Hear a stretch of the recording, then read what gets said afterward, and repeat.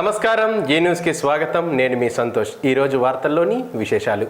తప్పిపోతున్న బాలబాలికలను రక్షించుటకై ప్రత్యేక నిఘా పెట్టాలని ఇన్ఛార్జ్ జిల్లా జడ్జి పి భాస్కర్ రావు అన్నారు. అంతర్జాతీయంగా తప్పిపోతున్న బాలబాలికల దినం సందర్భంగా జిల్లా న్యాయ సేవాధికారి సంస్థ, జిల్లా మహిళా శిశు సంక్షేమ శాఖ, జిల్లా శిశు రక్షణ అధికారి, విద్యా ఎన్జీఓ ఆధ్వర్యంలో పిల్లల కేసులు చూసే పోలీస్ ఆఫీసర్లు, మహిళా పోలీసులు ఒకరోజు ట్రైనింగ్ ప్రోగ్రాం నిర్వహించారు.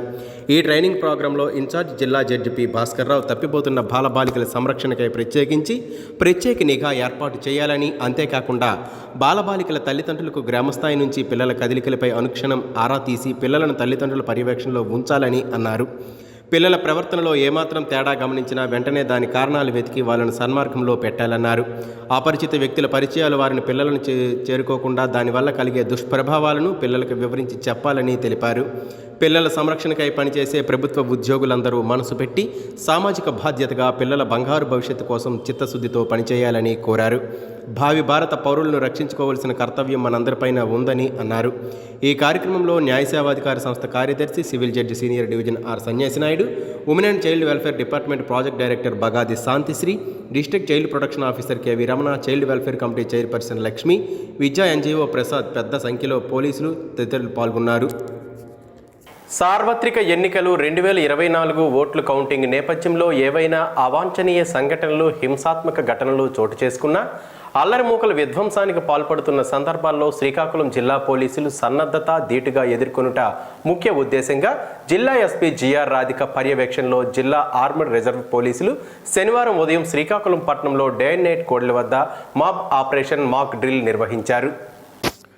ముందుగా ఓవైపు ప్లకార్డులు చేతపట్టిన ఆందోళనకారులు, అల్లరిమూకలు, మరోవైపు వారిని ఎదుర్కొనేందుకు సిద్ధమైన పోలీసులు, ఆందోళనకారుల వేషాల్లో ఉన్న పోలీసులు మొదటగా హెచ్చరిక ఇచ్చుట, అది వినకపోతే పై అధికారుల అనుమతితో బాష్పవాయువు ప్రయోగించుట, ఆ తర్వాత ఫైర్ డిపార్ట్మెంట్ వారితో వాటర్ కెలాన్ వారిపై ప్రయోగించుట, లాఠీచార్జ్ చేపట్టుట, ప్లాస్టిక్ పైలట్స్ ఫైరింగ్ చేయుట, ఎప్పటికీ పరిస్థితి అదుపులోకి రాకపోతే ఆందోళనకారులు చెదరగొట్టేందుకు ఫైరింగ్ చేయుట వంటివి మాప్ అత్యంత నైపుణ్యంతో ప్రదర్శించారు. డ్రిల్ ద్వారా ఓట్లు కౌంటింగ్ సమీపిస్తున్న వేళ అల్లర్లు, ఆందోళనలు, విధ్వంసాలకు పాల్పడితే పోలీసులు తీసుకున్న చర్యలపై మాక్ డ్రిల్ ద్వారా జిల్లా పోలీసులు వివరించారు.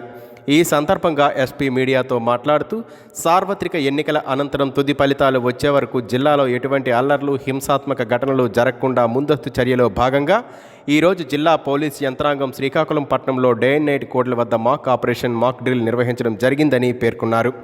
ఈ మాప్ ఆపరేషన్ యొక్క ముఖ్య ఉద్దేశం పోలీసుల యొక్క సన్నద్ధత, ప్రజల్లో అవగాహన, చైతన్యం చేసేందుకని జిల్లాలో 144 సెక్షన్ 30 పోలీస్ యాక్ట్ అమల్లో ఉన్నందున అసాంఘిక కార్యకలాపాలు, శాంతి భద్రతలకు విఘాతం కలిగించే అసాంఘిక శక్తుల మూకలను నియంత్రించి ఒకే చోట 4 కన్నా ఎక్కువ మంది గుమిగూడి ఆందోళనలు, హింసాత్మక ఘటనలు, చట్ట వ్యతిరేక కార్యకలాపాలకు పాల్పడిన వారిపై లాఠీచార్జ్ ఫైరింగ్ చేయడానికి వెనుకాడబోమని ఎస్పీ హెచ్చరించారు.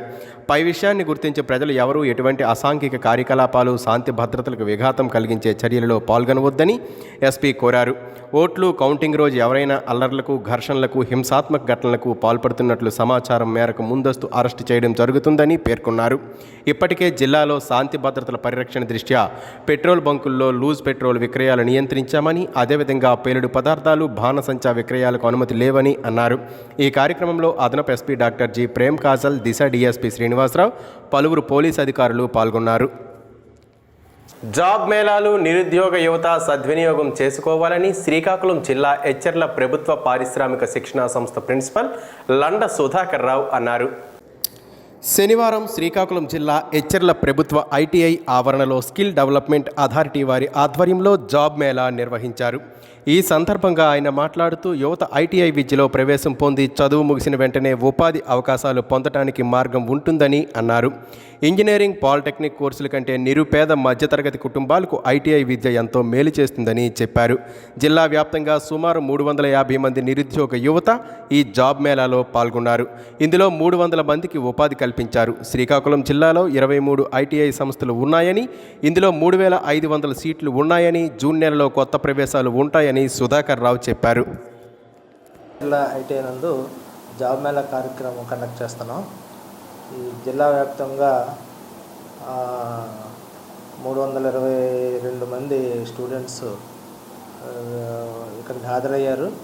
అలాగే కంపెనీ వాళ్ళు కూడా 10 కంపెనీలుగా ఈ కార్యక్రమాన్ని ఇచ్చేసి ఈ కార్యక్రమాన్ని సక్సెస్ చేశారు.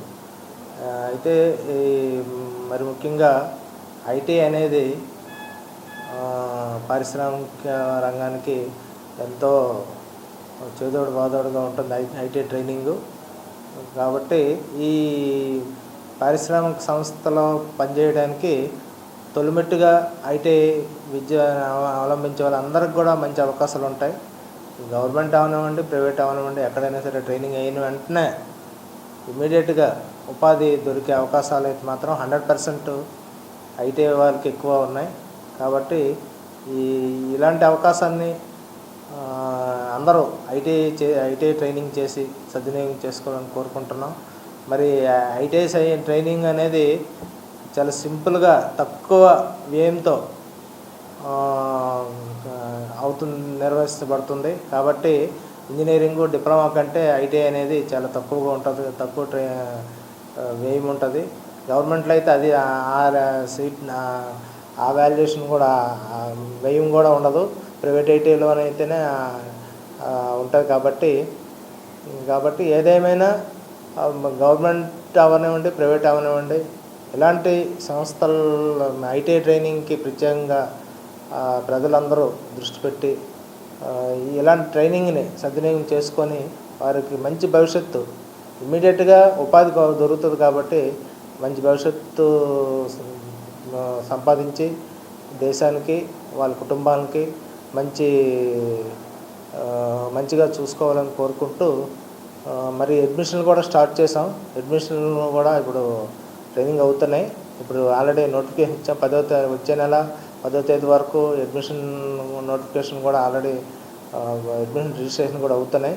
కాబట్టి ఈ ట్రైనింగ్ ప్రత్యేకంగా ఈ జిల్లా అందరూ కూడా జిల్లాలో ఉన్న అన్ని ప్రైవేట్ ఐటీలు కానీ గవర్నమెంట్ ఐటీలు కూడా ఫస్ట్ ఫేజ్ మొదటి దశగా ఇక్కడే ఇంటర్వ్యూస్ జరుగుతాయి. కాబట్టి అందరూ దీని ఐటీ ట్రైనింగ్ నందు ప్రత్యేక దృష్టి పెట్టి ఈ అవకాశాన్ని సద్వినియోగం చేసుకొని మంచి భవిష్యత్తుని కలిగి ఉండాలని కోరుకుంటున్నాం. Thank you very much.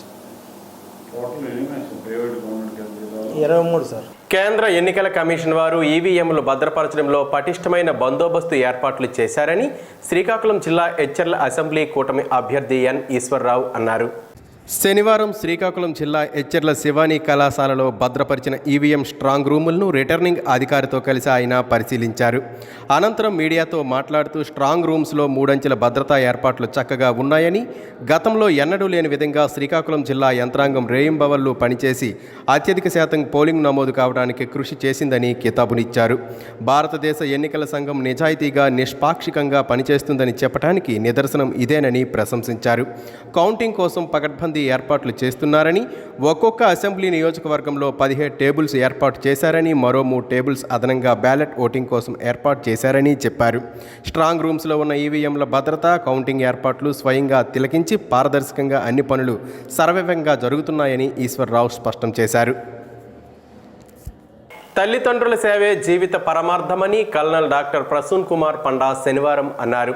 స్థానిక మునసపేట గురజాడ విద్యాసంస్థలలో జరుగుతున్న 10 రోజుల ఎన్సీసీ వార్షిక శిబిరానికి ముఖ్య అతిథిగా గురజాడ విద్యాసంస్థల అధినేత జీవి స్వామినాయుడు, అతిథులుగా కళాశాల principal doctor Pulakandam Srinivasarao, subedar major Subhash Chand హాజరయ్యారు. ఇందులో భాగంగా డ్రిల్, శిబిర నిర్మాణం, ఆయుధ ప్రయోగం, లైన్ ఏరియా ఏర్పాటు, వ్యాసరచన, చిత్రలేఖనం, వ్యక్తిత్వ పోటీలు, బృంద చర్చలు నిర్వహించారు. సాంస్కృతిక విభాగాలలో ప్రతిభ కనబర్చిన ఎన్సీసీ క్యాడెట్లకు పథకాలు, ధృవపత్రాలను commanding officer 14 Andhra battalion doctor colonel Prasoon Kumar Panda, ముఖ్య అతిథి జీవి స్వామినాయుడు అందించారు. ఈ సందర్భంగా జీవి స్వామినాయుడు కళాశాలలో ఏర్పాటు చేసిన శిబిరంలో జరిగిన వివిధ కార్యక్రమాలను ప్రశంసించారు.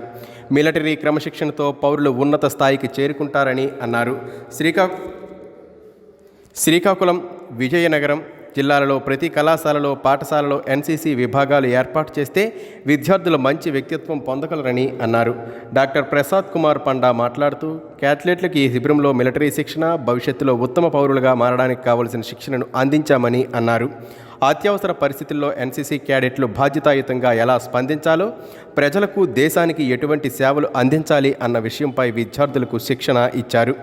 శిక్షణకు ప్రతిఫలంగా గురుదక్షిణ కింద 3 కార్యక్రమాలు ప్రతి ఎన్సీసీ క్రెడిట్ తనకు చేసి చూపించాలన్నారు. అవి మొదటిగా ప్రతి క్యాడెట్ ఉదయం నిద్రలేచిన వెంటనే తన పడుకునే దుప్పట్లను శుభ్రంగా మార్చి తగు స్థలంలో భద్రపరచాలన్నారు. రెండవదిగా తల్లికి ఇంటి పనులందు ప్రతిరోజు సాయం చేయాలన్నారు. మూడవదిగా తండ్రికి తన పనుల్లో సాయం చేస్తూ తండ్రి తన పని నుంచి ఇంటికి చేరుకోగానే ఒక గ్లాస్ మంచినీళ్ళు ఇచ్చి ఆయనతో ఒక 2 నిమిషాలు సంభాషించాలన్నారు. ఈ కార్యక్రమంలో శిబిరం deputy camp commandant manager Vanga Mahesh, subedar major Subhash Chand, captain Y Polnaidu, lieutenant K Ravikumar, second ఆఫీసర్లు Danta Lakshmanarao, Sarath Kumar, third officer Harikrishna, care taker Kesavanaidu, subedar Dalveer Singh, కళాశాల పూర్వ విద్యార్థులు చరణ్, తేజస్విని, హారతి తదితరులు పాల్గొన్నారు. శ్రీకాకుళం పట్టణంలోని ప్రాచీన దేవాలయం శ్రీ వెంకటేశ్వర స్వామివారు చిరకాలంగా భక్తుల కోర్కెలను తీర్చుతూ కొలువై ఉన్నారు. ఈ ఆలయం తిరుమల తరువాత అంతటి ప్రాముఖ్యాన్ని సంతరించుకుంది. శ్రీకాకుళం పట్టణంలో భాగమైన గుజరాతీపేటలో ఈ ఆలయం ఉంది. ఈ ఆలయంలో వెంకటేశ్వర స్వామి ఉత్తరాంధ్ర భక్తజన కోటికి అభయ ప్రదాతగా విలాసిల్లుతున్నారు. శ్రీకోదినామ సంవత్సరం, ఉత్తరాయణం, వసంత ఋతువు, వైశాఖ మాసం బహుళపక్షం విధిని పురస్కరించుకొని స్వామివారికి వేకువజాము నుండే సుప్రభాత సేవ, పుణ్యావచనం, అభిషేకాలు, అర్చనలు నిర్వహించారు. ఈ సందర్భంగా స్వామివారికి అభిషేకం నిర్వహించి ప్రసాదం పంచిపెట్టారు. గారమండలం శ్రీకూర్మం పంచాయతీలోని నాగిరెడ్లపేట గ్రామానికి చెందిన నాగిరెడ్ల తాతారావు ఇల్లు అగ్ని ప్రమాదం కారణంగా కాలి బూడిదైంది. ఈ సందర్భంగా గొండు స్వాతి బాధితులను పరామర్శించారు.